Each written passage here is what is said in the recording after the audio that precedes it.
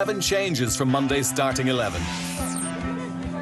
When the team at the bottom of the table hosts the team at the top of the table, the result is statistically more predictable. And so it seemed early on at Belfield. Dane Massey and Jamie McGrath created some early space down the left. And when the ball came back out to Patrick McElhenney, his rasping shot was acrobatically saved by Conor Kearns. The champions, though, also had ammunition down the right, with Sean Murray and Cameron Dummigan causing havoc. Massey sent the ball back across from the left, but the clearing header fell straight to the incoming Chris Shields, who saw his goal-bound effort denied by Liam Scales.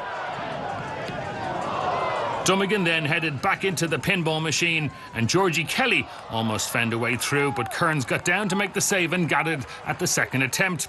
With a sense of inevitability growing in South Dublin, Murray's pinpoint corner was met perfectly by the unmarked Daniel Kelly, and the Lilywhites were deservedly in front after 13 minutes. 4 minutes later, it was 2-0, this time from the left. Murray again with the perfect delivery, and the unchallenged Sean Hoare's header found the same corner in the mirrored carbon copy of the first goal.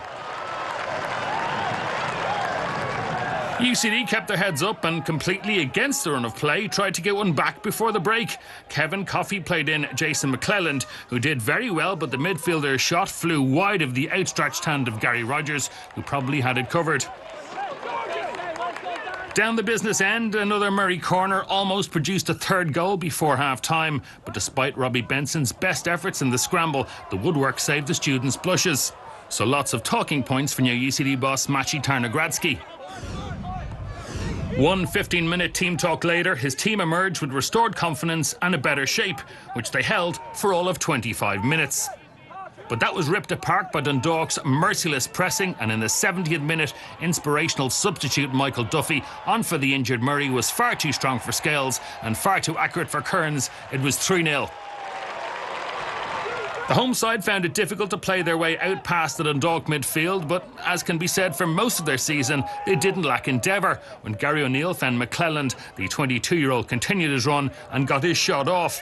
But after failing to test Rogers, the UCD star was frustrated by his final attempt.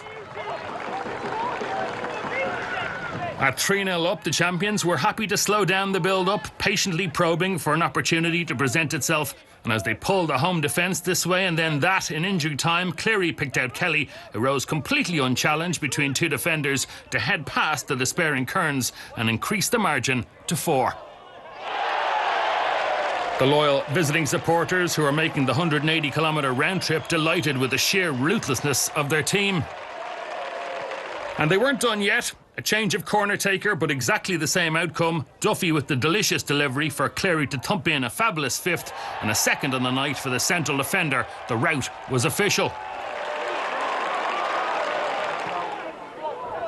So Dundalk are now unbeaten in 19 league games, 24 in all domestic competition, while a 6th consecutive league defeat leaves the students 6 points adrift at the bottom.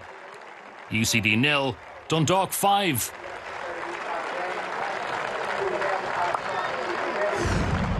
It's just disappointing to concede so many headers and so many goals. We conceded the last 2 goals in the last, 8-10 minutes.